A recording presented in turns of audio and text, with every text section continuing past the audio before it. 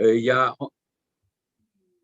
on nous signale qu'il y a l'enregistrement est en cours, je vais vous en dire deux mots. Il y a environ un mois, nous avons traité du prix du bois qui s'envole et ses conséquences environnementales et économiques, tant en Suisse qu'à l'étranger et en Europe en particulier. Nous nous sommes rendus compte que les conséquences n'étaient pas exactement les mêmes en Suisse qu'en Europe et qu'elles étaient moins lourdes dans notre pays que dans ceux qui nous entourent.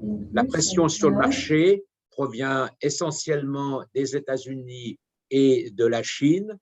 Cela a des conséquences qui sont assez graves dans la mesure où on peut manquer de ce matériau, on peut compromettre la réalisation de certains projets et ces augmentations ont des effets parfois qui compromettent également certaines réalisations. Par contre, en même temps, tout à l'heure, en aparté, on en reparlait avec M. Zurcher, quand on a eu les rencontres Woodrise en 2019, on constatait que quelque chose devait se faire pour que le prix du bois soit plus décent, qu'il soit plus respecté et qu'il était insuffisant pour que nous puissions exploiter nos forêts normalement. Après avoir suivi ce débat il y a un mois, il était important que nous poursuivions notre réflexion. Quid du potentiel de la forêt suisse?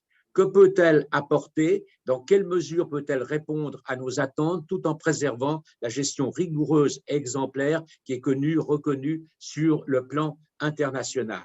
La question est essentielle. Elle est complétée de l'analyse de notre potentiel de transformation industrielle. Et là, on a vu que pas seulement la Suisse, mais les pays voisins n'étaient pas à la hauteur en termes d'équipement, ce qui oblige de faire partir du bois de l'autre côté du monde. Et c'est une des composantes qui nous interpelle lourdement. Pour aborder ce sujet, qui pouvait mieux le faire au niveau national que le chef du service des forêts, de l'Office fédéral, membre de la direction de l'Office fédéral de l'environnement, Michael Reinhardt, que je remercie d'avoir fait ce qu'il fallait pour qu'on maintienne le même jour. Alors, bien entendu, il y a toutes les personnes qui étaient déjà inscrites n'ont pas pu adapter précisément leur horaire, mais comme Julien Boucher, qui est responsable de la technique pour nos événements de ce type-là, l'a dit tout à l'heure, nous enregistrons, comme nous l'avions fait il y a un mois, nous enregistrons complètement cette table ronde, si bien que ces personnes pourront suivre, comme d'autres d'ailleurs, pourront suivre cet événement. Et la dernière fois, on s'est rendu compte, en tous les cas, que l'enregistrement avait un succès qui était vraiment nécessaire. Ça montrait, enfin, les gens apprécient cette souplesse. Alors, merci, M. Reinhardt, parce que je sais quelles sont les raisons très personnelles qui vous plaçaient dans cette difficulté. Et je remercie infiniment d'avoir eu cette souplesse. Je remercie également les autres intervenants que je présenterai tout à l'heure. Et M. Reinhardt, vous prenez la parole pour nous dire ce que cette forêt suisse, pour laquelle on est aux petits soins en général, mais la nature parfois se rebelle, cette forêt suisse, que peut-elle apporter dans la situation dans laquelle nous sommes? Vous avez la parole. Les personnes pour qui ce n'est pas un inconvénient d'ouvrir les caméras, c'est plus agréable de se voir et puis autrement on respecte, peut-être tout le monde ne peut pas le faire, mais voilà. Monsieur Reinhardt. Voilà, merci beaucoup Monsieur Egui pour cette introduction. J'espère qu'on m'entende. Ça marche comme ça au niveau du son, parfait. J'ai partagé mon écran, je ne sais pas si on le voit aussi. J'ai préparé 2-3 petits éléments ici de réflexion.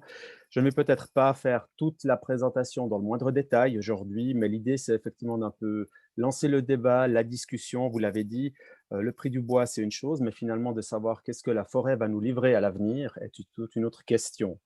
La question de savoir quels impacts ce réchauffement climatique va avoir sur la forêt suisse, respectivement, quels sont les symptômes un peu de ce réchauffement, et d'amener aussi la réflexion peut-être plus largement, parce que le climat, c'est une chose, mais les stress que subit la forêt suisse, et respectivement la production de biomasse, sont multiples. Et je vais y venir tout à l'heure parce que je pense que c'est important que, quand on a des attentes face à cette forêt, qu'on veut un produit qui sort de cette forêt, qui soit un beau produit, un produit noble, comme il a toujours été, qu'on puisse continuer de le maintenir, mais en sachant qu'il va changer et que les changements s'opèrent dans ce cadre-là. Dans ce sens-là, je vous présente deux, trois pistes de réflexion, des trends et des extrêmes, un peu des constats que je tire de cette situation. Quels sont les défis? Quelles sont les approches possibles, sans vouloir être exhaustif, mais l'idée est effectivement de nourrir un peu la discussion et le débat de cette table ronde pour ensuite passer à la discussion.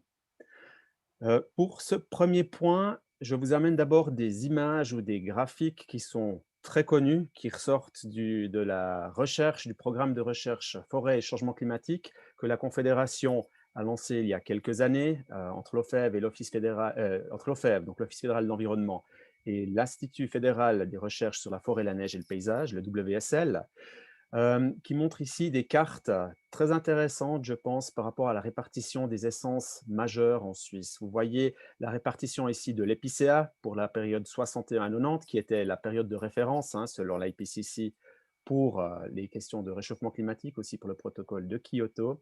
Et vous voyez la répartition, on parle ici d'un trend, donc les endroits où l'épicéa pousse bien, il se sent à l'aise et où on peut l'avoir naturellement. Donc naturellement, je ne dis pas qu'il a été posé là naturellement, mais où il se sent en tout cas bien dans son optimum.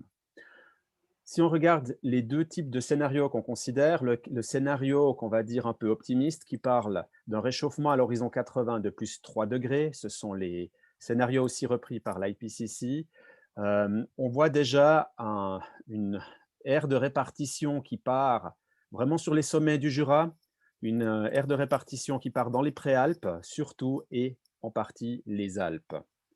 Si je prends le scénario le plus pessimiste, celui de plus de 6 degrés, on voit que l'endroit, l'optimum, on va dire, pour l'épicéa ne sera même plus atteint sur les crêtes du Jura et qu'on se retrouve retranché à ce niveau-là dans un réduit national, j'ai envie de dire, au niveau des préalpes et des Alpes. Ce qui ne veut pas dire, bien sûr, qu'on n'aura plus d'épicéa sur le plateau ou dans le Jura, loin de là, mais il faut être conscient que on va devoir travailler avec cette donnée-là. Les conditions ne seront plus données. Donc, pour avoir de l'épicéa à cet endroit-là, il va falloir travailler pour le maintenir. Je reviens ici sur une répartition un peu identique sur la répartition actuelle du hêtre, cette fois-ci, qui est l'essentielle essence de feuillus en Suisse, essentiellement posée en basse altitude sur le plateau et sur le Jura. Et puis, j'en arrive sur cette aire de répartition, sans parler ici de température, mais on est sur le modèle A1B. Donc, on repart ici sur quelque chose et on voit cette, j'ai presque envie de dire, disparition a priori de l'optimum sur le plateau et on se retranche sur le Jura et les Préalpes. Donc, on arrive sur quelque chose de très similaire à cette première optimum pour l'épicéa. J'en arrive encore aux chênes rouvres ici, qu'on retrouve surtout sur le pied sud du Jura, pied nord aussi du Jura, plateau, plutôt réparti sur l'arc lémanique et le bassin genevois, d'après cette répartition, ce qui nous intéresse aussi ici. On reprend ces scénarios, le scénario optimiste, on voit que il se répartit aussi dans l'optimum davantage encore sur ce plateau et le Jura, et ensuite il montrait même en altitude pour le scénario le plus pessimiste. Donc juste un peu des idées de trend, dans quelle direction ça peut aller. Je dis bien ça peut aller parce que bien sûr la main de l'homme va toujours encore comment dire, sculpter ces forêts, va les rendre telles ou va amener l'aspect tel qu'on les connaît ou connaîtra. Je fais une petite excursion encore. J'ai parlé de trend, donc c'est un peu le ténor, c'est la base qui va changer. Mais nos forêts ne vont pas simplement réagir, ne doivent pas simplement être adaptées à ces trends. On a aussi les extrêmes qui arrivent, et je prends ici pour illustrer l'année 2018, avec en début d'année cette tempête Burglind qui a beaucoup fait parler d'elle, surtout sur l'arc jurassien, en partie sur le plateau, avec des images ici qui viennent de forêts suisses, des images assez parlantes dans les peuplements ici qui touchent beaucoup de foyards ici pour cette zone du Jura. Mais à la fin de l'année, on a aussi à l'est de la Suisse une autre tempête qui arrive, c'est la tempête Vaya, qui a créé aussi des gros dégâts, surtout dans le Tyrol du Sud, donc vraiment collé dans la région des Grisons, avec aussi là beaucoup de chablis, beaucoup de bois qui a dû être coupé, et puis effectivement des marchés qui sont vite saturés par ce bois qui doit être pris pour des questions phytosanitaires. Et là, au milieu, entre ces deux tempêtes, ben, qu'est-ce qui se passe? On a ces périodes de sécheresse et puis on voit ici des images dans la région de Bâle où on voit effectivement le foillard, le hêtre qui souffre de cette sécheresse malgré un système de racines qui lui permet de puiser assez en profondeur où on voit que cette eau a manqué. C'est des types de sécheresse aussi particulières qui s'installent. On a entre ces sécheresses de fond qu'on peut avoir, comme une typique année 2003, et puis une sécheresse aussi caniculaire, où on a aussi l'effet de la température qui vient encore stresser davantage ces arbres. On a des effets très particuliers qui viennent s'enregistrer ou qui viennent s'additionner sur ces trends dont je parlais tout à l'heure, ces ténors. Euh, Petite parenthèse encore aussi, des situations aussi propices avec du matériel sec ou séchard qui se trouve en forêt pour, pas le déclenchement, mais bien sûr pour un potentiel d'avoir des feux beaucoup plus intenses qui pourraient aussi apporter plus de dégâts dans nos forêts. Lien sécheresse et tempête, il est très connu. Je vous amène ici un graphique qui est connu de l'année passée, de Waldschutz-Schweiz, donc le service phytosanitaire, si vous voulez, au sein de l'Institut fédéral WSL, qui tient cette statistique aussi pour nous, et où on voit qu'en 2019, on atteint les sommets, on va dire, les plus hauts, après l'Otar et la sécheresse de 2003. Donc, on a un trend qui monte et les informations que nous avons ou que nous avons eues par rapport à l'année passée montre qu'on est encore dans une zone ou dans une période où on est encore dans des fluctuations très élevées au niveau national. Bien sûr, avec des différenciations et des nuances régionales, toujours. Voilà, ça c'est pour le climat. J'en viens encore rapidement à ces questions de déposition d'azote aussi, qu'il faut aussi considérer ici, parce que effectivement, si on a une acidification du sol, on a aussi des arbres qui sont moins vitaux, qui ne réussissent moins à réagir, surtout en cas de sécheresse. Et on a ici un lien très clair entre cette acidification des sols, respectivement les dépositions d'azote, et puis les sécheresses. Sur ce graphique, vous voyez, c'est les chiffres qu'on a. Ils vont être actualisés puisqu'on a ces actualisations qui se font sur ces seuils critiques en phase de 10 ans. Et puis, on peut dire qu'en gros, on a déjà des effets à partir de 0 à 5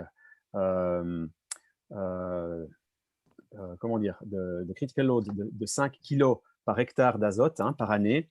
Et puis, on voit que la Suisse, le niveau critique, le seuil critique est déposé à 25 pour vraiment avoir des problèmes de réversibilité. Et vous voyez que vraiment dans les préalpes et dans le plateau, on est déjà bien au-delà de ces seuils. Donc, on a un gros problème qui se dessine ici en conjonction donc, avec ce réchauffement climatique.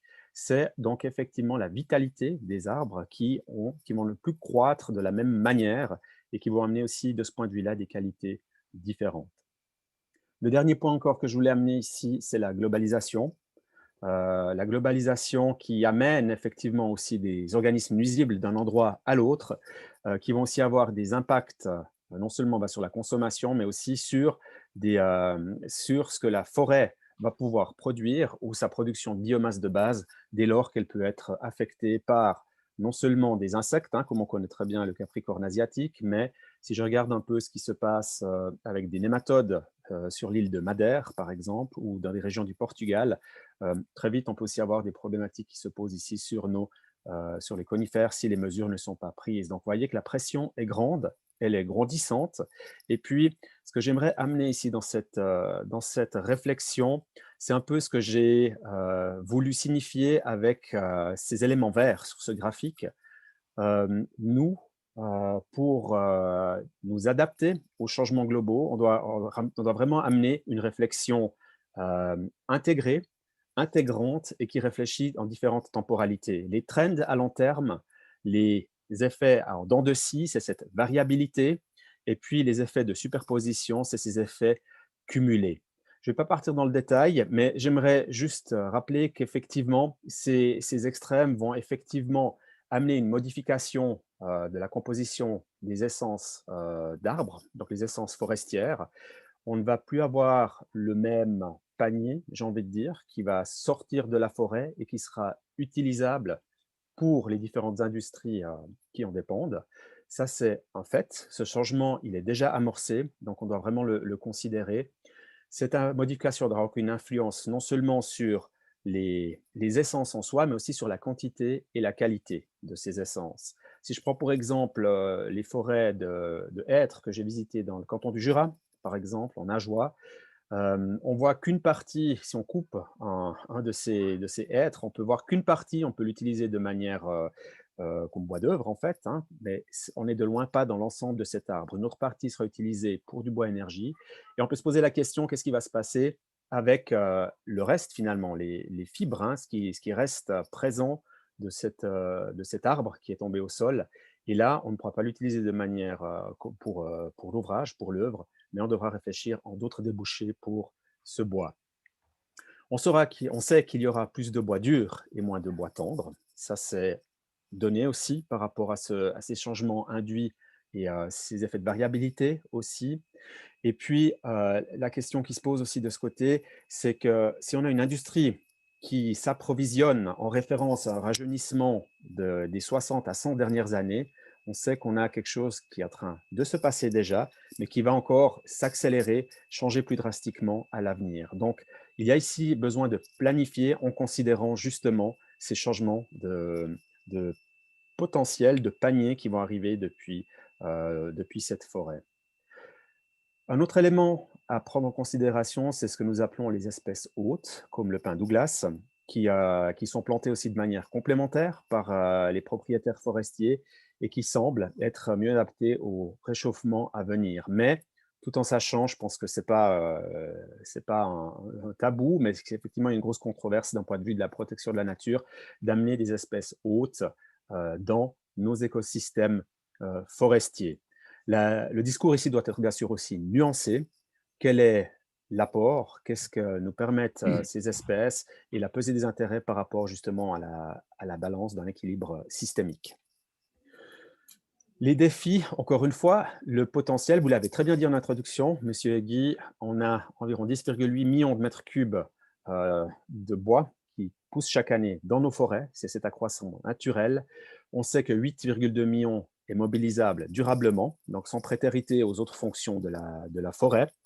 On en utilise en moyenne entre 5 et 6, on est plutôt vers 5, hein, cette récolte moyenne. Donc, on a encore 2 à 3 millions qui sont mobilisables et qui seraient bien présents. Donc ça, c'est une thématique qui est connue, mais ça reste très important lorsqu'on considère tous ces challenges. Je pense qu'il faut aussi amener le discours peut-être moins entre l'un contre l'autre dans le sens bois dur contre bois tendre et porter le défi sur un discours conjoint. Qu'est-ce que nous apportent ces bois? Quels sont leurs potentiels et comment on pourrait les combiner de manière intéressante? C'est justement ces propriétés moléculaires du bois ou des fibres de ce bois qui sont intéressantes. Je pense aussi pour la transformation et l'utilisation. Donc, est-ce qu'on a des essences qui vont nous permettre d'être plus fortes pour la traction et la torsion? Est-ce qu'on en a d'autres qui sont mieux pour la compression? Quelles sont les essences qui vont avoir des propriétés identiques qu'on pourrait éventuellement remplacer ou substituer? Les challenges sont effectivement dans ce discours-là de panacher et d'amener d'autres pistes de réflexion sur quelque chose de très unidirectionnel, si vous me permettez l'expression ici. Donc, le gros défi, ou les gros défis, c'est effectivement sur ces 2 points. Comment et surtout à partir de quand? Je le pose ici comme question hein, dans cette ronde. L'industrie du bois doit s'adapter à cette évolution de l'approvisionnement, donc ce qui va sortir de la forêt. Et puis aussi, comment convaincre les différents milieux aussi intéressés qu'on peut utiliser des espèces hôtes si elles sont bien gérées, encore une fois, en gardant certains préceptes d'une sylviculture proche de la nature et puis en intégrant ces essences aussi de manière ponctuelle dans nos forêts. Les approches, elles passent par des formes d'utilisation nouvelles de ces espèces d'arbres, de ces essences, une valorisation de ces essences et de leurs propriétés. C'est surmonter aussi des préjugés par rapport à ces essences, mais aussi face aux espèces hôtes hein, qu'on pourrait avoir. Il y a des stratégies d'adaptation à mettre en place pour les entreprises forestières et les propriétaires forestiers. Et puis, continuer, comme j'ai dit tout à l'heure, les préceptes d'une sylviculture proche de la nature en complétant, là où nécessaire, avec certaines espèces invitées. Juste quelques exemples ici qui ont été financés ou soutenus aussi par la Confédération au cours des dernières années. C'est des produits en hêtre lamellé-collé. Vous connaissez l'expérience de Fagus Suisse aussi, avec des éléments très intéressants qui permettent aussi une esthétique particulière dans la construction, avec une certaine dureté qui permet d'avoir des formes plus élancées et puis de gagner aussi de l'espace dans les éléments architecturaux. Pour nous, un point très important, je l'ai dit tout à l'heure, c'est dans ces assortiments qui sortent de la forêt, pas seulement du bois d'œuvre ou de bois énergie, mais aussi les fibres. Qu'est-ce qu'on peut faire avec ces fibres et ces molécules, hein? Est-ce que les conditions cadres sont données en Suisse pour une production biosourcée, donc des produits biosourcés qui viennent du bois, de nos forêts, et qui permettraient aussi ici de développer des segments d'industrie? Qu'est-ce qui manque dans ce stade pour apprécier ceci, pour l'amener plus loin? On a mis en place des aides aussi pour savoir où ira notre forêt. C'est cette application qui a été développée par le VSL et l'OFEV qui permet aux ingénieurs forestiers, aux propriétaires forestiers de savoir par rapport à la station quelles seront les espèces appropriées dans les années à venir selon les scénarios climatiques connus. Et puis finalement, on a des plantations tests qui se font pour connaître mieux la résilience de ces essences, les essences prônées aussi, actuelles ou connues. Des résultats sont connus et puis finalement aussi le plan d'Action Bois chez nous qui cofinance des projets innovants et de sensibilisation parce que je pense que la sensibilisation elle est essentielle à tous les niveaux par rapport à ce qui sort de la forêt mais aussi dans l'utilisation finale pour améliorer toute la chaîne de valeur ajoutée.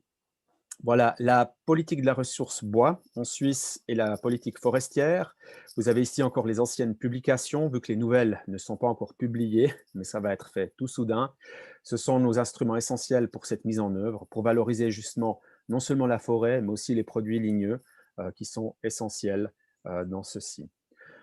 Une dernière image peut-être encore, ça me paraît important quand on parle ici de différents acteurs, depuis les producteurs ou les garants de la production en forêt jusqu'aux utilisateurs finaux, c'est de travailler ensemble, respectivement, même si on parle des mêmes éléments, des mêmes choses, encore faut-il se coordonner pour qu'on arrive à quelque chose de très concluant et qui tienne la route finalement. Donc juste cette image, un peu pas en allégorie, mais en tout cas pour donner une image du travail qui est essentiel tout au long de cette chaîne de la valeur ajoutée. Voilà, je vous remercie pour l'attention.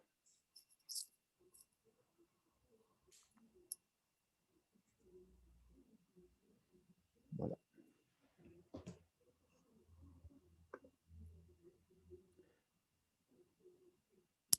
Je ne vous entends plus. Claude, voilà. Il faut réactiver votre micro, s'il vous plaît.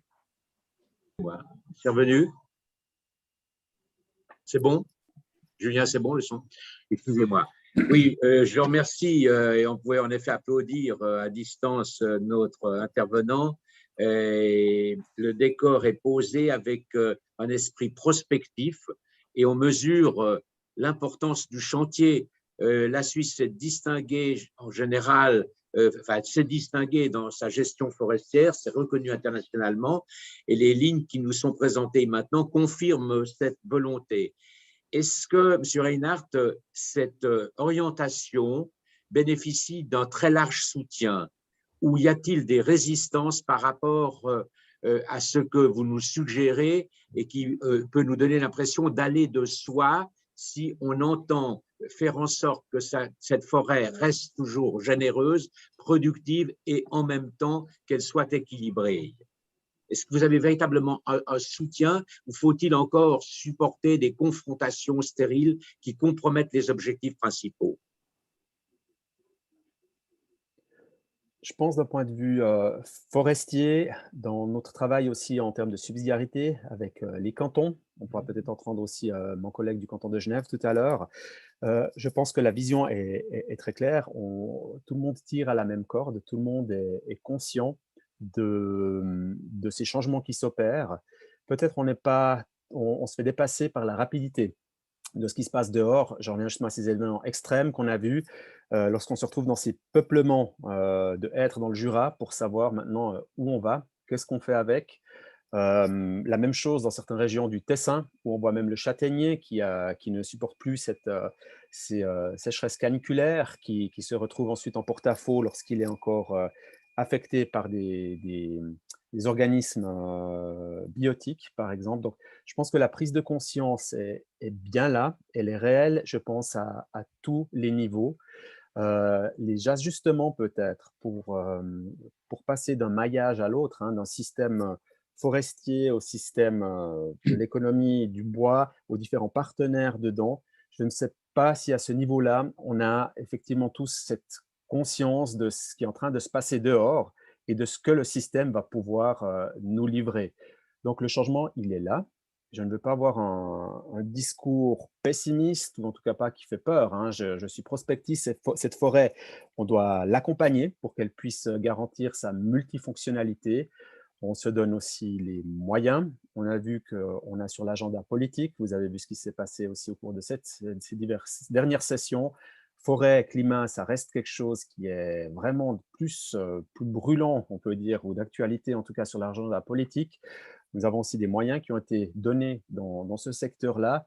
La complexité se passe ensuite lorsqu'on passe dans un système ou dans un produit industriel, qui est le bois, où effectivement les subventions ne peuvent pas être données, par exemple, ou on ne peut pas interagir. Donc la Confédération, si vous voulez, elle est limitée tout au long de cette chaîne de production entre un système forestier qui marche en subsidiarité entre confédération, canton et propriétaires forestiers, et puis de l'autre côté, un système qui a un bien industriel dans lequel la confédération peut aider, peut financer, mais dans les questions d'innovation, de communication. Et là, on voit effectivement qu'on a effectivement peut-être une imbalance, un système qui n'est peut-être pas tout à fait qui ne marche pas sur les mêmes préceptes de base. Donc, on n'est pas avec le bois comme produit industriel dans quelque chose où on pourrait tirer une analogie avec l'agriculture. On est dans un produit bien industriel qui répond aux mêmes critères économiques que d'autres biens industriels dans le pays. Je vous remercie. Je laisse au professeur Zurcher le soin de prolonger cette réflexion. Vous avez la parole, M. Zurcher. Oui, merci pour cette introduction qui est très, très, très concrète, très réaliste. On voit ce qui est en train de se passer, ce que tout le monde peut observer. Effectivement, cet effet du réchauffement et les événements extrêmes qui sont vraiment devant nous, à la porte. En complément ou dans la ligne de ce qui vient d'être dit, j'ai peut-être 2 ou 3 éléments que je trouve très importants à souligner. C'est la mise en évidence à quel point c'est important de tenir à notre foresterie proche de la nature. Cette sylviculture qui s'est développée de manière exemplaire est un bien, est un patrimoine forestier et sylvicole qui est assez unique. Si on compare avec d'autres pays où on pratique systématiquement la plantation, avec toutes les implications que cela a, c'est important de le dire. Ça, c'est un premier point. Un deuxième point important aussi lorsqu'on fait des plantations expérimentales, c'est de comprendre comment fonctionne la forêt en tant que système écologique, qu'écosystème, ou on pourrait même dire qu'organisme. Là, c'est par exemple l'atmosphère intérieure de la forêt est très différente de l'extérieur. La forêt s'enveloppe dans sa canopée et dans ses lisières, est capable de stocker l'eau dans les sols. La forêt fait tout pour maintenir les sols à l'ombre et maintenir son stock d'eau. Et le surplus est diffusé dans la nappe phréatique et dans les rivières et les sources. Et là, je ne vais pas trop m'allonger, mais il y a juste un chiffre sur les précipitations qui sont peut-être sur le plateau de 1 mètre. La forêt n'utilise pour elle que la moitié ou les 2/3. Et le reste alimente les circuits hydrologiques, à condition que la forêt reste relativement fermée. Et un des joyaux de la sylviculture, c'est le soin des forêts, la récolte des bois, en maintenant au maximum ce système forestier fermé avec les pieds au frais, dirons-nous. C'est ce qu'on appelle le jardinage, par exemple, ou la coupe progressive, mais à très très petite échelle, qui permet à la forêt de rester intacte en tant que massif, et on prélève les bois relativement ponctuellement. Et ceci permet à la forêt de ne pas se laisser dessécher lorsqu'il fait très chaud. Elle n'est pas ouverte de manière trop forte, ce qui provoque encore plus un dessèchement parce que le facteur limitant le plus dramatique, ce n'est pas la température, c'est l'eau, c'est toujours l'eau. Elle s'adapte si la température augmente, mais si l'eau disparaît, elle s'adapte aussi, mais c'est beaucoup plus irréversible. Donc voilà pour moi ce qui est intéressant dans cette présentation et dans cette politique, c'est qu'on tient à cette sylviculture naturelle et j'aimerais ajouter tenant aussi à cette sylviculture de massifs relativement intacts pour protéger les sols forestiers. La forêt est la dernière partie verte du paysage alors que tout passe au jaune. Si on ouvre les forêts trop fort, là, on risque une déperdition en humidité des sols. Ça, c'est un premier élément. Un deuxième élément me semble intéressant aussi, c'est de ne pas tout mettre les œufs dans le même panier. Les nouveaux produits, les nouvelles technologies sont très importantes. C'est l'innovation, c'est la valeur ajoutée, c'est les postes de travail.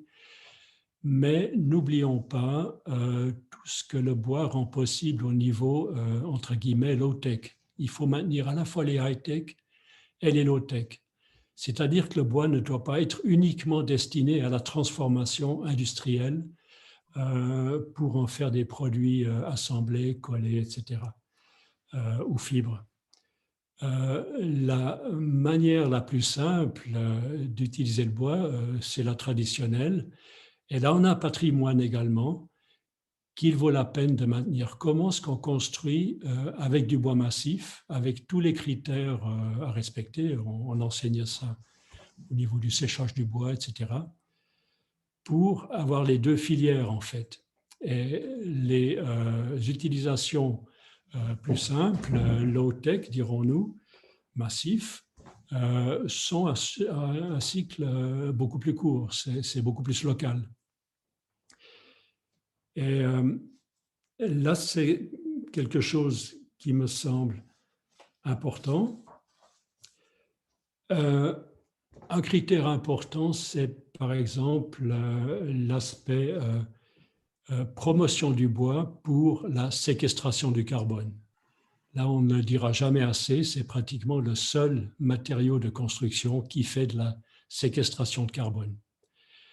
Et on est en train de sortir un livre sur ces questions-là, sur comment construire, dimensionner, quelle est la filière forestière qui arrive, qui produit ce bois, et les bilans carbone.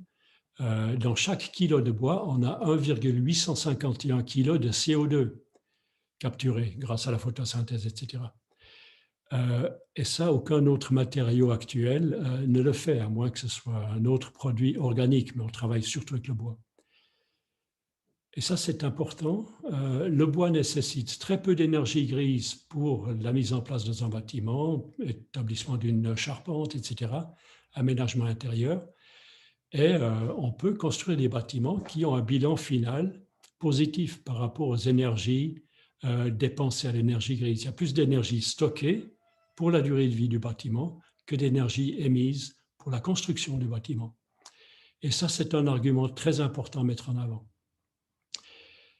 Voilà, les questions du prix du bois, c'est vrai, c'est toujours et encore notre problème.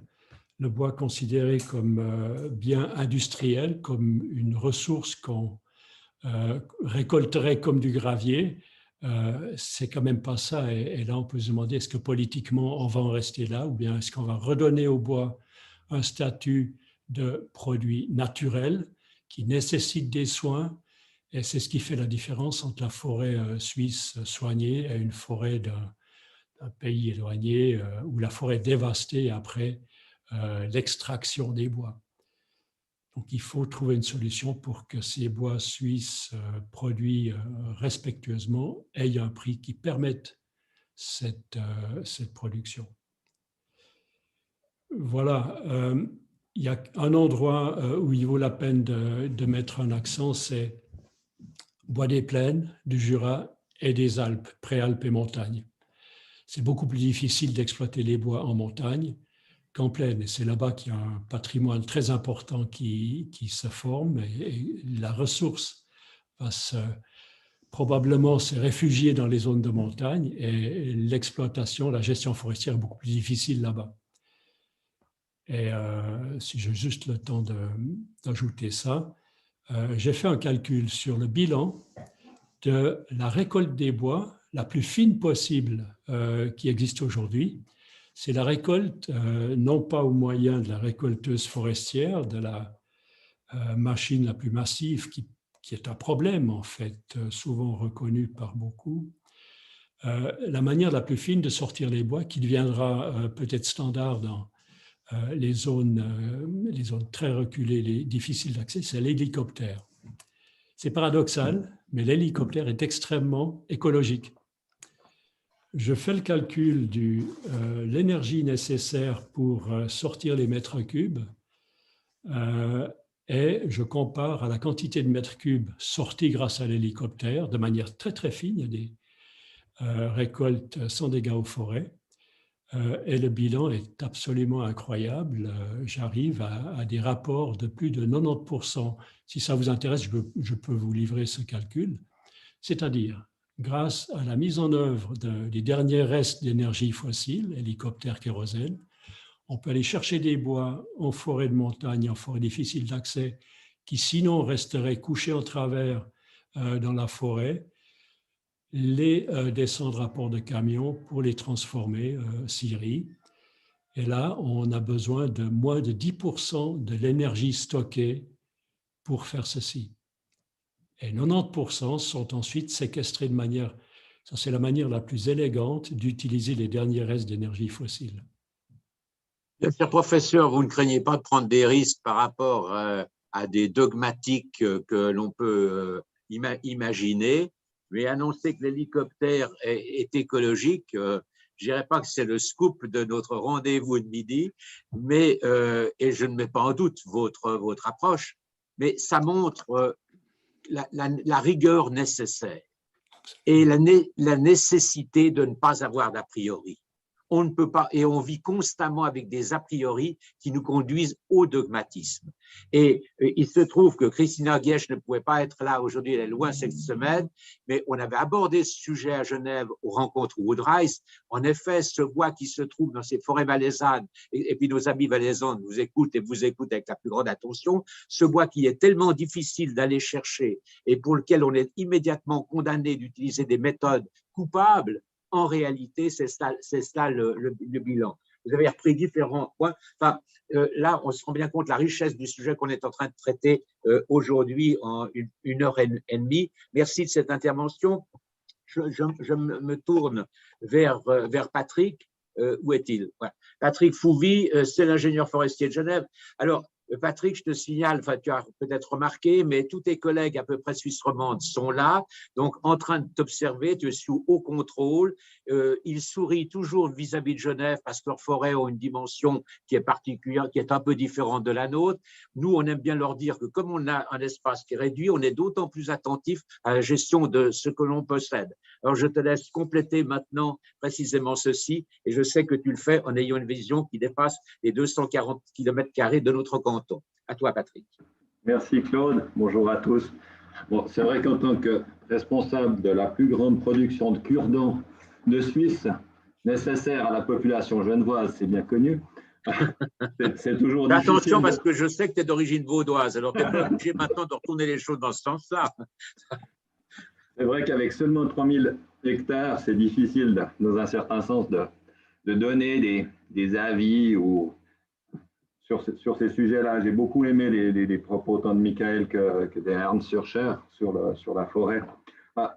Juste quelques rappels. Ben oui, 3000 hectares, 500 000 habitants à Genève. Si on prend le périmètre du Grand Genève, on est dans une autre réalité.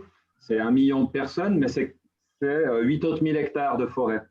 Et ce qu'on voit, c'est qu'en fait, par rapport aux besoins, on avait déjà estimé les forêts du Grand Genève uniquement, hein, sans aller un peu plus loin, en Haute-Savoie ou dans d'autres régions, qui sont des grandes régions boisées, hein, c'est 41% du territoire du Grand Genève qui est boisé. On pourrait sans difficulté fournir le bois pour à peu près la moitié des constructions. Donc on voit qu'en termes de ressources dans ce périmètre-là, c'est présent. Donc si on étend, notamment à la Haute-Savoie, on aura sans difficulté en fait la ressource pour arriver à construire. Ça c'est par rapport à cette question, je dirais, du besoin. On a fait une analyse, et je reviens sur ce qu'a dit Hans Surcher. C'est intéressant de voir qu'ils vont publier un livre. Nous, on va sortir d'ici quelques jours une étude sur la question du CO2 dans le bois et dans la construction. À Genève se construit à peu près 400 bâtiments par année pour environ 3000 logements. Si, c'est des scénarios, hein, on avait un scénario, aujourd'hui on est très majoritairement sur le béton des constructions usuelles en béton ou acier. Si on convertissait le tout en bois, ça permettrait d'économiser en termes d'énergie grille 80 000 tonnes de CO2 par année et de stocker 200 000 tonnes de CO2. Donc, en termes d'impact climatique, c'est un des éléments, des leviers les plus importants que le canton de Genève peut avoir sur sa politique énergétique. Ces éléments qui viennent d'être sortis dans le cadre du plan climat renforcé. Donc, on voit qu'on a un rôle du bois, non seulement sur les besoins généraux, mais dans cette question de la transition écologique et des impacts carbone.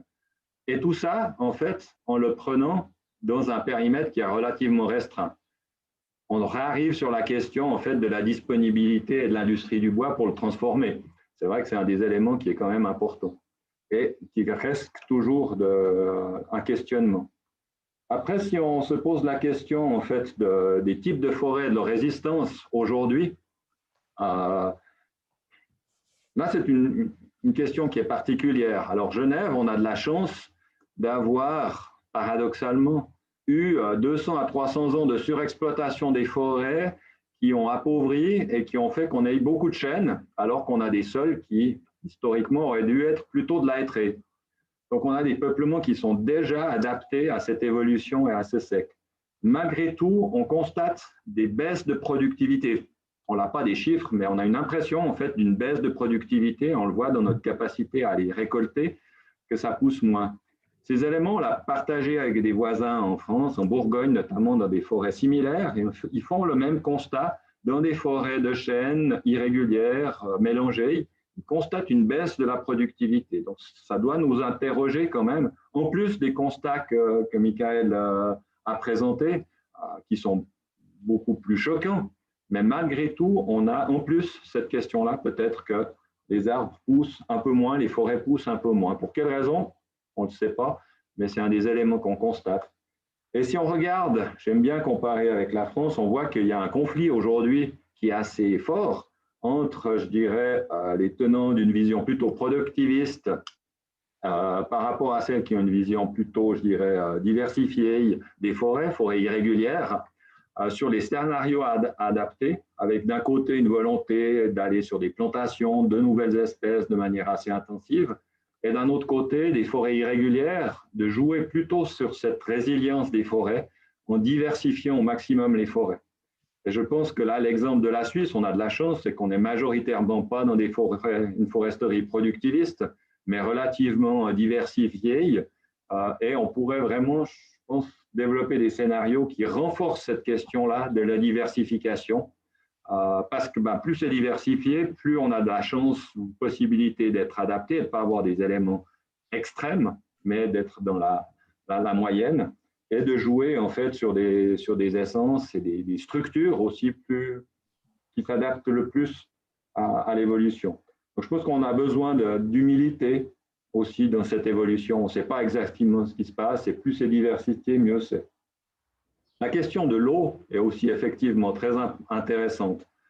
On voit qu'à Genève, alors avec des sols particulièrement lourds, les forêts ont été drainées. Il y a des fossés un peu partout pour sortir l'eau de ces forêts qui ont été installés il y a déjà 300 ans en tout cas et qui sont régulièrement maintenus. Et c'est vrai que c'est une des questions. Est-ce qu'on ne devrait pas, en fait, boucher ces fossés pour maintenir le plus longtemps possible l'eau dans les forêts? Alors, ça permet de réguler plus facilement encore les questions de crue, hein, mais aussi, certainement, d'avoir un impact favorable sur les forêts pour limiter, en fait, l'impact de l'évolution du climat. Et je trouvais intéressant ce qu'a dit Ernst Turcher. Plus que la chaleur, c'est la question de la disponibilité en eau. Et c'est vrai que si on va dans les forêts ici, et on le voit ailleurs en Suisse, les fossés, les cours d'eau, en quelques minutes après les pluies, ils sont complètement chargés. Et dans les heures et les jours qui suivent, ils continuent à être très chargés. Et puis après, ils sont à sec. Donc c'est bien qu'en fait, ces systèmes qu'on a mis en place il y a plusieurs centaines d'années sont aujourd'hui contre-productifs par rapport aux besoins de la forêt. Naturellement, c'est une éponge. Si on fait des trous et qu'on sèche toujours l'éponge, ben, quand il y a besoin, après 2-3 mois de sécheresse, on aurait besoin de cette eau, on l'a sortie sur les quelques jours. Donc là, il y a quelque chose à se poser dans la question. Peut-être que ça diminuera un petit peu la productivité, puisque elles seront plus longtemps peut-être surchargées en eau. Par contre, de manière globale, ça va certainement améliorer leur résilience. Et puis, j'ai fait un petit calcul. Alors, les règles de 3 sont souvent fausses, mais je pense que c'est quand même intéressant en termes économiques. Par rapport à cette idée d'avoir à peu près 400 bâtiments qu'on pourrait à Genève construire en bois, le volume financier de la construction en bois à Genève par année, c'est à peu près 1,5 milliard. Pour construire ces 400 bâtiments, il faudrait à peu près la production de 800 hectares. Voilà. Donc, on arrive que la valeur du bois nécessaire à ces constructions, c'est moins de 4. J'ai pris un scénario idéaliste un petit peu, c'est qu'on arrive à 150 francs par mètre cube du bois vendu. Donc on est bien en dessous aujourd'hui. Ça représenterait moins de 4% de la valeur des constructions. Donc, en fait, on est dans un non-sujet. On pourrait largement encore augmenter. Hein, et puis, le doublement du prix du bois qu'on a entendu, on va varier de quoi? De 3,5 à 4,2% du prix de la construction. C'est de ça qu'on parle quand il y a des grands titres, les prix augmentent, explosent. Non, c'est insignifiant par rapport au coût effectif de la construction. Voilà.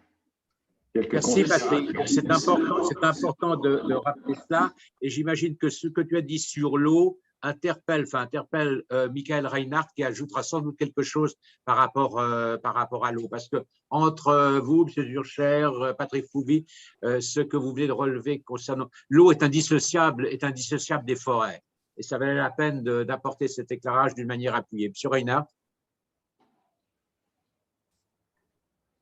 Oui, absolument. Alors, quand j'entends effectivement ce plaidoyer, j'ai envie de dire aussi pour des forêts fermées, hein, où Je n'entends plus. Il y a un problème technique. Julien, il y a un problème technique. compte. Attendez, Monsieur Reinhardt, on ne vous a pas entendu pendant un instant. Il y a une coupure de réseau. Voilà. Vous pouvez recommencer, excusez-nous. Exactement. Je ne dirais pas qui est mon opérateur, mais j'ai constamment des problèmes ici à la maison avec Internet. Voilà. Je ne sais pas jusqu'où vous m'avez entendu, ou bien pas du tout entendu. Pas du tout. Pas du tout. OK, alors merci pour cet éclairage. Je disais tout à l'heure, quand j'entendais le plaidoyer du professeur Turcher concernant justement les forêts fermées, hein, qui permettent justement, grâce à cette structure, de garder l'eau. C'est un élément vital, l'eau, pour toute espèce vivante, hein, on est bien clair. Mon souci, il va de ce côté-là sur les perturbations, ces dents de scie, hein, que je montrais tout à l'heure. Quand on a des sécheresses, quand on a des tempêtes et qu'on a des ouvertures qui se forment, souvent les sols sont ensuite mis entre guillemets à nu, ou respectivement, on a l'irradiance solaire qui arrive à plein sol. Donc là, on peut avoir effectivement des problèmes qui se posent, des problèmes combinés. Je ne vais peut-être pas insister là-dessus, mais la combinaison des effets est essentielle pour que cette biomasse puisse continuer de se former, d'être là dans la qualité suffisante pour assurer la multifonctionnalité des forêts. L'eau, de l'autre côté, elle reste aussi essentielle, pas rien que pour les forêts, mais aussi pour nous, hein, comme société. L'eau qui se trouve dans le sol forestier, respectivement dans le sous-sol, traverse aussi la forêt et un sol forestier. Pour reprendre cette idée de cette sylviculture proche de la nature, elle permet quand même aussi une bonne qualité des sols, une bonne qualité de filtrage, qui fait que l'eau qui arrive ensuite dans les nappes souterraines sont aussi de bonne qualité. Je prends pour exemple la ville de Vienne, par exemple, qui va capter à 200 km de là de l'eau en sol forestier dans les montagnes, dans les préalpes autrichiennes. Donc c'est un exemple qui est très parlant de l'importance de cette eau en forêt, et puis justement de garantir aussi des forêts, on a entendu de Patrick aussi, des forêts diversifiées qui vont permettre cette multifonctionnalité et qui vont permettre finalement tous ces services pour la société et en partie aussi pour l'économie. Donc, j'ai beaucoup aimé aussi l'idée de cette humilité face à ces facteurs qui nous dépassent parfois, surtout en termes de rapidité. Et puis, je pense que c'est essentiel qu'on reste dans une phase, je n'ai pas envie de dire d'activisme, en tout cas d'observation active, de tester des choses. Hein. C'est un peu ce qui se passe dans les différentes régions de Suisse. Je reprends encore une fois l'exemple de l'Ajoie et du Jura où j'étais récemment, après quelques années après ces dégâts, ces ouvertures en forêt, de voir comment ces forêts récupèrent ou ne récupèrent pas, quelles sont les expériences qui sont faites, les expériences qui marchent ou qui marchent moins bien.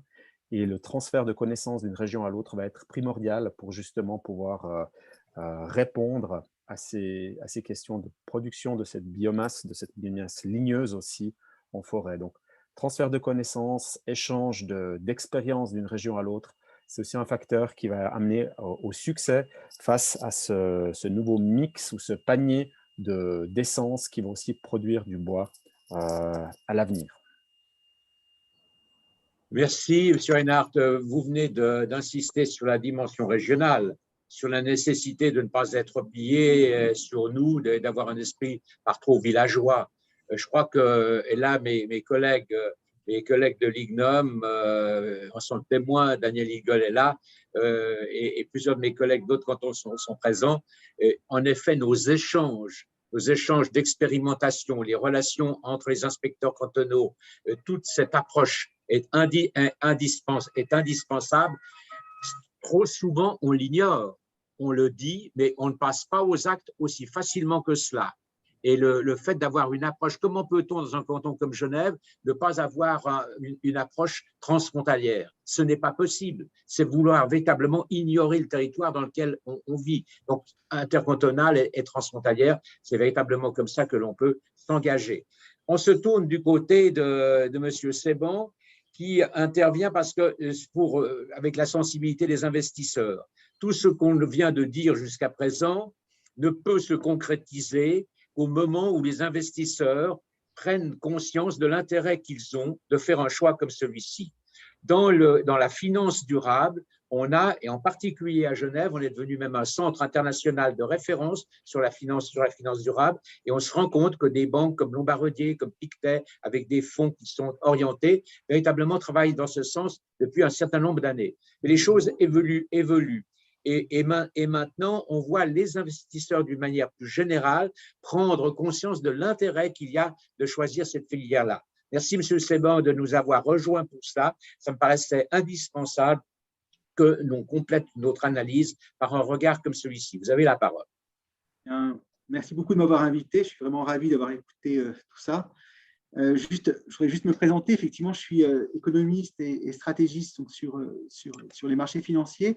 Et je pense que c'est effectivement le regard de la finance sur toute la filière bois et sur les forêts est en train d'évoluer de façon drastique. Et beaucoup de choses se passent actuellement et j'aimerais peut-être présenter. D'ailleurs, je vais utiliser un petit peu ma présentation. C'est intéressant, je pense. Alors.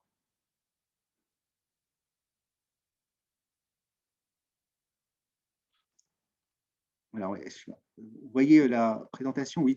Je pense que ce qui est très intéressant, c'est d'abord de rappeler qu'il y a deux facteurs importants. Le premier facteur, c'est tout ce qui est lié à la décarbonisation. Vous en avez parlé déjà c'est un facteur déterminant pour le regard des marchés financiers sur le secteur forestier.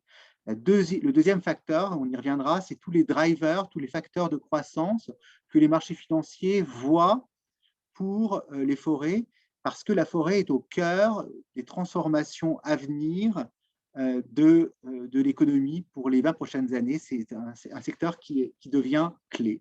C'est un secteur qui n'a pas du tout été sous le regard des financiers, le secteur du bois et des forêts. Pourquoi? Parce que c'est encore un petit secteur. Les banques anglo-saxonnes, en particulier, se sont détournées de ce secteur-là. Les banques anglo-saxonnes donnent vraiment le là. Et c'est un secteur aussi où les pays scandinaves sont extrêmement présents pour tout ce qui est société cotée, ainsi que pas mal de sociétés au Canada, surtout, et un peu aux États-Unis. Alors d'abord, un petit mot sur la décarbonisation. Je pense que vous connaissez tout cela, donc le plan de Paris, donc quand même qui était complètement transformateur, et la COP26, donc, qui aura lieu en novembre cette année, s'inscrit largement là-dessus, et les Européens, les Chinois et les Américains mettent l'accent sur la nécessité d'atteindre les objectifs donc, de neutralité carbone à horizon 2050. La tendance, il faut regarder la tendance, elle est de plus en plus radicale et les objectifs sont de plus en plus agressifs. Il y a fort à parier que la COP qui aura lieu au mois de novembre va mettre encore l'accent sur la nécessité d'atteindre les plans le plus rapidement possible. Alors donc, vous savez bien sûr que les Américains donc, ont un plan de relance extrêmement important avec justement tout ce qui est investissement vert en focus. Idem, les Européens avec le plan de climat à l'horizon 2030. Et il faut voir que l'épidémie de Covid-19 n'a fait que renforcer la nécessité d'atteindre ces objectifs-là. Pourquoi? Parce que les différentes autorités ont une nécessité d'atteindre, un petit peu de sauver l'économie et de sauver le monde. Et évidemment, la forêt se trouve au cœur de tout cela. Donc, c'est une priorité désormais. Le marché du carbone, je ne sais pas si vous le connaissez un petit peu, mais j'imagine que oui, juste un petit mot. Donc, c'est un marché donc, qui est central, qui est un marché régional pour l'Europe, que chaque zone a son propre marché, dans lesquels les gouvernements ont beaucoup leur mot à dire, parce que c'est quand même des marchés extrêmement encadrés, et il y a un marché qui essaye quelque part de droit carbone, où finalement les entités qui ont des excès de carbone ont le droit de vendre ces droits aux entités, au contraire, qui polluent, donc ces sociétés qui polluent. Et la façon dont est structuré ce marché fait en sorte que les prix du carbone n'ont fait que croître ces dernières années. Et la raison pour laquelle ça a cru ces dernières années, c'est la nécessité d'atteindre justement ces objectifs de neutralité carbone à l'horizon 2050. Et on se rend compte que pour atteindre la neutralité carbone à l'horizon 2050, il faut que le prix du droit carbone soit beaucoup plus élevé. Et les spécialistes s'accordent à dire que ce prix carbone devrait être autour de, on peut dire un petit peu ce qu'on veut, mais en tout cas autour au moins de 120 à 150 donc, euros la tonne d'ici 5-6 ans, et probablement autour de 250-300 $ la tonne, horizon de quelques années. Et vous vous rendez compte qu'on est encore extrêmement loin. Et comme vous le disiez tout à l'heure, la façon d'atteindre cette neutralité carbone, la plus facile possible, ça reste par les forêts. Parce que les forêts, c'est la façon la meilleure marché. Je ne sais pas si vous voyez la colonne à droite, parce que moi, je ne la vois pas sur la colonne à droite. Je ne sais pas si vous voyez ça. Vous voyez le prix donc, que coûte donc, finalement la décarbonisation en tout cas la capture du carbone grâce aux forêts, on y arrive à partir de 5 $ la tonne, alors que quand on essaye de capturer la pollution et le carbone là où il se trouve, là où il est mis, on arrive avec des prix du carbone beaucoup, beaucoup plus élevés qui peuvent atteindre jusqu'à 250 $. Et donc, les investisseurs regardent ça. Et les forêts ne sont pas valorisées pour cela, ne sont pas valorisées compte tenu de ce potentiel de capture du carbone. Comme vous le savez tous, dans la forêt, il y a deux façons quelque part de capter le carbone. Il y a le sol, qui représente près de 70% de la capture du carbone, et puis il y a l'arbre en lui-même, au-dessus de la racine, qui capte la biomasse, qui capte le carbone. Ce qui est très clair, c'est que les financiers ont compris, et les organisations aussi, que la meilleure façon d'arriver à capturer le carbone, c'était de le faire avec des forêts gérées, des grosses forêts gérées. Pourquoi? Parce qu'elles le font de façon systématique, elles savent comment entretenir une forêt, elles savent qu'à chaque fois qu'elles détruisent ou elles élaguent un arbre, ce qu'elles doivent faire, c'est en général, elles en replantent entre 3 et 5, elles savent quand il faut tailler l'arbre, à partir d'un certain moment, quand l'arbre vieillit et qu'il commence à pourrir, il dégage du carbone au lieu d'en capturer. Ils savent quel genre de biodiversité est nécessaire pour capturer le carbone, parce que si on fait juste de la monoculture, comme ça a été le cas, et bien finalement, on est beaucoup plus propice et beaucoup plus sensible aux insectes. C'est ce qu'on a vu avec ce qu'on appelle le beetle en Canada, qui a détruit des pans entiers de forêts en Colombie-Britannique. Donc, les professionnels savent faire. Et plus les sociétés sont grosses, plus ils savent faire. Les Scandinaves ont un énorme train d'avance là-dessus, parce que, évidemment, ils ont cet atout naturel-là. Et puis surtout, les gouvernements les ont poussés depuis déjà des années à une neutralité carbone et des objectifs carbone bien avant le reste de l'Europe et bien avant le reste du monde. Donc, il y a une intégration des forêts. Et quand je dis ça, je veux dire la nécessité notamment d'utiliser la bioénergie. On y reviendra. Vous parliez tout à l'heure de la construction et le bois dans le secteur de la construction. Alors, on a eu une avancée gigantesque que vous connaissez sans doute, qui est donc ce qu'on appelle le CLT, donc le Cross Laminated Timber. En français, je crois qu'on dit le bois laminé.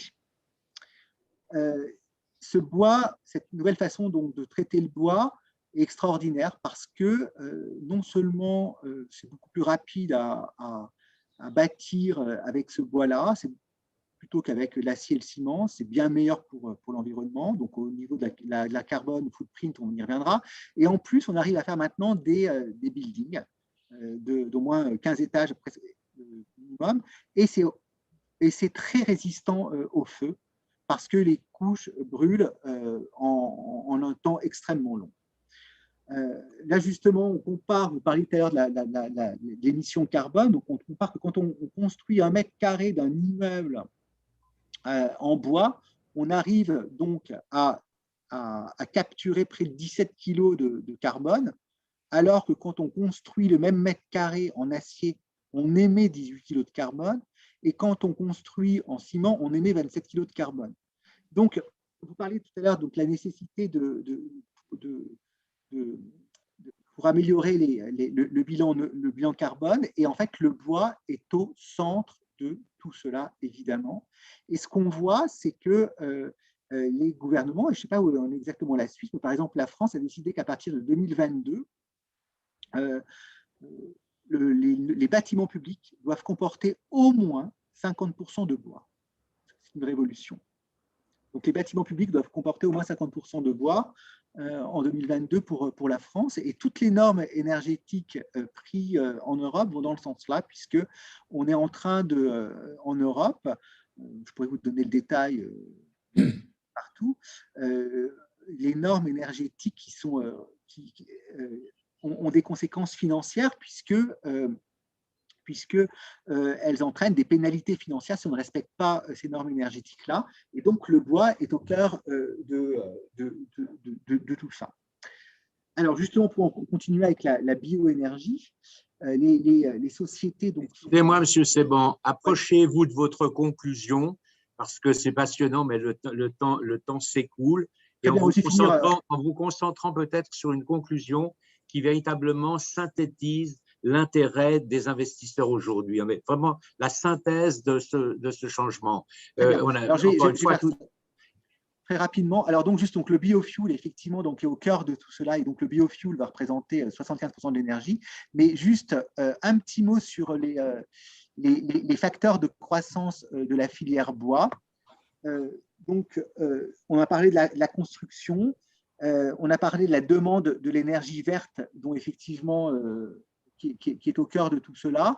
Et évidemment, il y a aussi tout ce qui est lié au e-commerce et bien sûr au e-commerce, donc le packaging, qui est de plus en plus en bois, et donc le switch du plastique vers tout ce qui est packaging en bois ou en bioplastique qui est fait à partir de bois. Donc on voit bien que dans toute cette transformation-là, dans toutes les transformations à venir, le bois a un aspect majeur. Donc quel est le regard de la finance là-dessus? La finance regardait le secteur du bois comme un secteur cyclique sans croissance, et maintenant la finance regarde le bois comme un secteur de croissance forte qui est au cœur de la révolution des années à venir. Bon, je vous remercie. Le sujet est majeur. On aura l'occasion de le reprendre dans d'autres conditions. Je souhaitais qu'au milieu des réflexions que nous faisions sur la forêt, on apporte cet éclairage-là et je vous remercie de l'avoir fait. Nous avons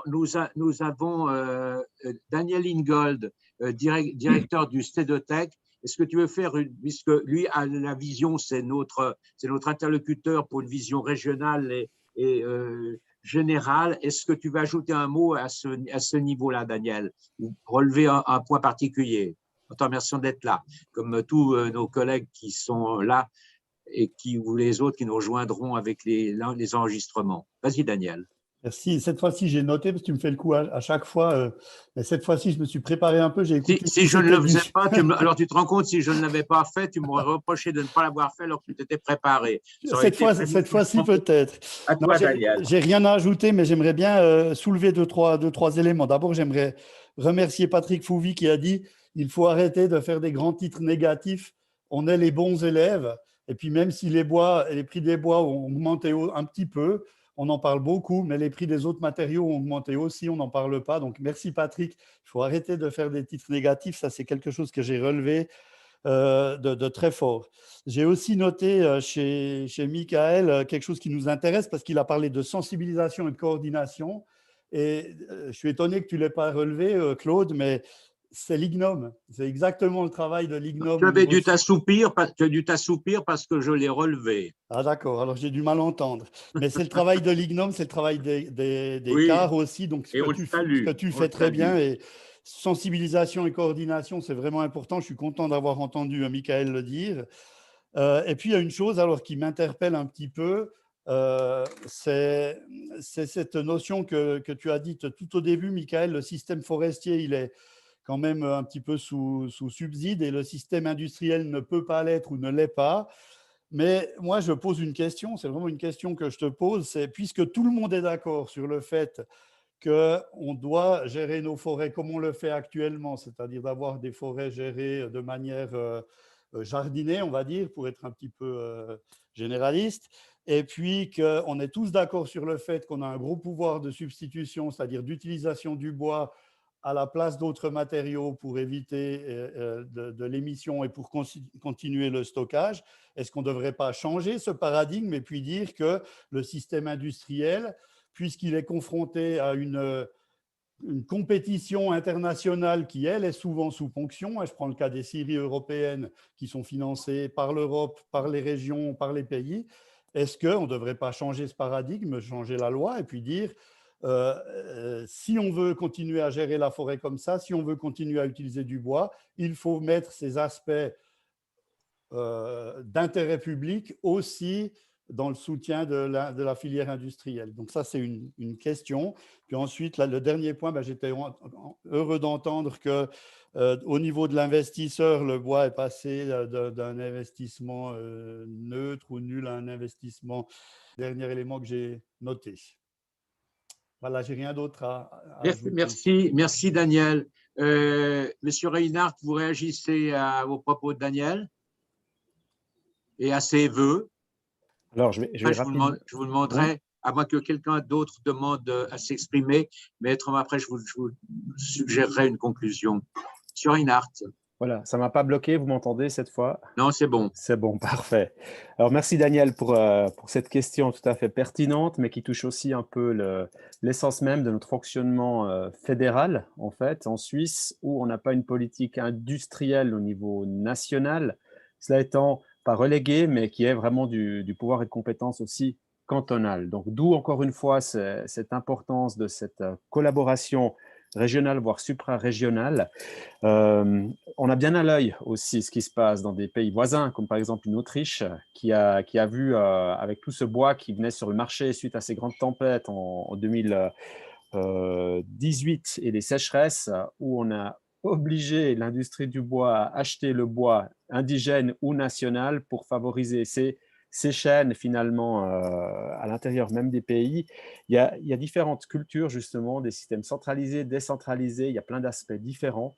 La question de changer la loi ou pas changer la loi, je voudrais bien pouvoir te donner une réponse très claire aujourd'hui puis te dire comment ce serait dans l'idéal. Mais je pense que là, on a une phase passionnante de dialogue qui commence, qui se met en place, qu'on doit pousser et favoriser pour justement répondre aux optimisations possibles tout au long de cette chaîne de la valeur ajoutée. Donc, du côté de la production de la biomasse jusqu'à l'utilisateur final, l'utilisation en cascade de tous ces matériaux pour les garder dans le cycle le plus longtemps possible, qu'ils aient un impact le plus positif sur l'environnement. Quand je parle de l'environnement, je ne parle pas que du climat, je parle vraiment de l'idée d'une plus-value environnementale, le climat étant une facette très importante, mais qui est un des éléments clés, et où on va effectivement aussi améliorer toutes les possibilités entre les différentes fonctions dynamiques de séquestration, la fonction plus statique du stockage, et ensuite finalement celle des substitutions, les fameux 3S. Je crois que là, on a vraiment encore beaucoup à faire. Et last but not least, je pense que pour ma part, le malheureux résultat des votations qu'on a eues sur la loi sur le CO2 va peut-être ouvrir une fenêtre pour le secteur de la forêt et du bois, parce qu'on a quand même des buts à l'horizon 2050 d'être climatiquement, enfin carbone neutre en Suisse. Et puis, si on n'a pas une loi qui nous permet d'amener ça, il va falloir trouver par les autres différents secteurs qui peuvent apporter, livrer des réponses à ces points. Ces secteurs-là vont gagner en importance. Et je pense qu'il y a ici vraiment une opportunité qui tout à coup s'ouvre sous un autre aspect, justement pour favoriser ces fameux 3S, la séquestration, le stockage et la substitution. Et je pense qu'il faut vraiment ici amener cette réflexion. Peut-être que là, on arrivera sur quelque chose de plus qui va dans la direction, comme Daniel Ingold vient de l'amener, de comment, au niveau national, amener finalement cette ressource noble. J'ai aussi bien noté aujourd'hui, pas une ressource industrielle, mais une ressource noble plutôt, sur je n'ai pas envie de dire l'assiette des gens, mais en tout cas sur la réflexion et l'utilisation finalement. Merci, Monsieur Reinhardt. Est-ce que vous pourriez, dans votre conclusion maintenant, peut-être dire un mot sur j'ai fait état de la transformation industrielle et du volume important qui quitte le pays. D'ailleurs, la France est dans la même situation, où le bois est traité ailleurs, tellement plus loin, pour revenir ensuite en totalité ou en partie. Est-ce qu'il y a des démarches d'industrialisation nécessaires si nous voulons être cohérents et pouvoir véritablement travailler en circuit court? Ça, c'est un premier point. Et puis ensuite, peut-être, vous avez fait des projections dans le temps, et c'est indispensable, et encore, on vous remercie. Mais dans votre conclusion, pouvez-vous nous dire, est-ce que durant les 3 ans qui viennent, donc dans du court terme, la forêt suisse pourra répondre à nos besoins et peut-on continuer de promouvoir le bois comme nous le faisons, et à l'IGNOM, on promeut le bois et l'usage du bois dans la construction pour capter le carbone, etc.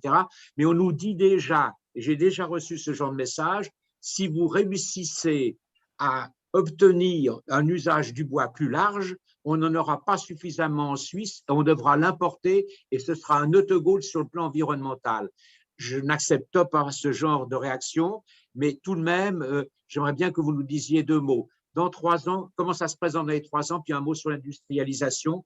Et puis après, pour terminer, Philippe Nicolier pourra nous parler en 2 mots simplement des rencontrements qui auront lieu au mois de septembre. On ne peut pas les ignorer, bien entendu. À vous, M. Reinhardt. Alors, sur le point des circuits courts, je pense qu'on a une prise de conscience qui s'est faite, surtout avec Corona, hein, d'un manque de capacité industrielle dans notre pays. Je prends juste un exemple tout bête, mais ces masques, pourquoi on ne peut pas les produire nous et les avoir? Donc, cette dépendance, en fait, du système a été bien soulignée. Et l'avantage, effectivement, de maintenir sur le territoire national cette diversification qu'on prône aussi en forêt, mais aussi cette diversification des modes de production ou des types d'industrie. Je pense que ceci, c'est tout à notre avantage. Et dans cet ordre d'idées-là, la réponse à donner ici, c'est sur la manière de coordonner ou de coordonner nos politiques sectorielles aussi. Nos sectorielles, quand je parle, c'est l'aménagement du territoire. Quel terrain est disponible pour qui, pour construire quel type d'industrie, par exemple. Le secteur, l'industrie du bois souffre de prix de terrain extrêmement lourds, extrêmement élevés. Donc là, c'est un point qu'on doit vraiment, à mon avis, régler aussi, qu'on ait ici une réflexion aussi au niveau du territoire, comment améliorer, optimiser tous ces aspects pour finalement limiter certains coûts qui sont à la production qui sont élevés dans notre pays. Mais là, encore une fois, c'est vraiment un travail de coordination de différents politiques sectorielles qui doivent être mises en place. C'est un exemple. Ensuite, j'abonde aussi, effectivement, je suis aussi conscient qu'on a des maillages, des éléments qui manquent dans notre chaîne de la valeur ajoutée en Suisse. J'ai parlé aussi des produits biosourcés tout à l'heure. Quelles sont les conditions cadres qui permettent effectivement d'améliorer ces éléments-là? On doit ici aussi progresser sur cette question-là pour pouvoir avoir ces circuits courts sur notre territoire. Finalement, ce qui est mobilisable dans 3 ans, je pense que la réponse ici, elle doit être tout à fait nuancée. J'ai dit on a 10,8 millions de mètres cubes de bois qui poussent en forêt chaque année. C'est approchant aussi la consommation suisse de ce bois annuel.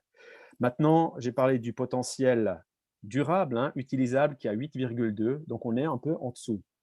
Donc effectivement, si on considère juste ces chiffres-là, si on voudrait utiliser tout ce qu'on prend en Suisse ou bien le faire tous venir de la Suisse, on arrive dans une dégradation effectivement du système parce qu'on n'est pas dans le système justement de la durabilité pour nos forêts. Elles vont souffrir. C'est un principe de base qu'on a déjà depuis des années dans la sylviculture, en tout cas dans les pays germanophones, j'ai envie de dire, mais surtout aussi en Suisse.